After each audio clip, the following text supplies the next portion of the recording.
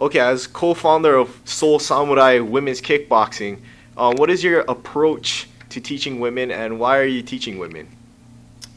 Um, I'm, there, we were discussing this last night with a couple of our students, and we're discussing the sort of power of femininity and how it's completely neglected within combat sports, within martial arts. I mean, basically you have people who want to be tough guys and be fighters, and then you got the kids who come to kids' class and you basically fleece their parents for money, and there's no real place for women except for in the self-defense arena, like, basically preparing your mind to get attacked or raped or something like that.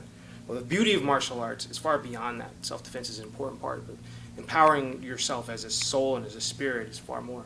And we wanted the opportunity to do that in tandem with teaching superior technique and conditioning and mental training.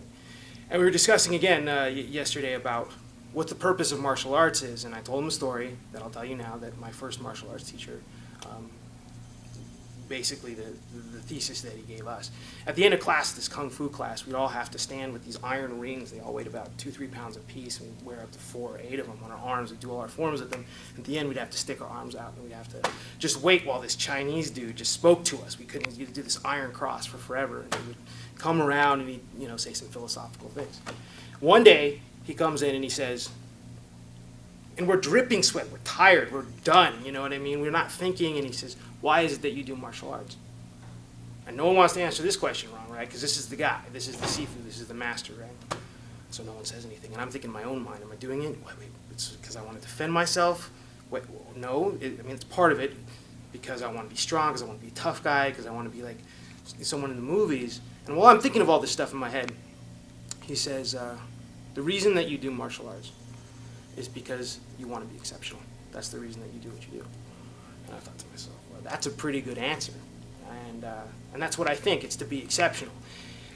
When these women work out with us, they leave everything here. Now, everyone talks about that, and you hear it all the time. Leave everything on the mat, leave everything in the ring. You would be so surprised how many complaints you see from real fighters, how whiny they can be.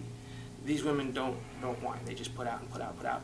And they said to us, you just lead us down this path. They're like, you lead us this way, and we're not leading them. We're following them. We're pushing them ahead of us, seeing how far they'll go, and they go farther than we think every single time. Now, I won't claim to have read this poem in a book, although I do read some poetry sometimes. Got it from a movie.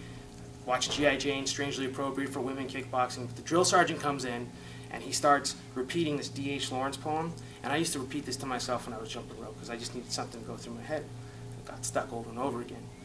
And the poem goes, I've never seen a wild thing feel sorry for itself. A sparrow will fall frozen dead from a bough without having felt sorry for itself. And there's no other way to say it but that. They show no self-pity. They show no self-hatred. They just give and give and give. So we have no choice but to teach the class. It's the best possible thing we can do. Awesome, thank you.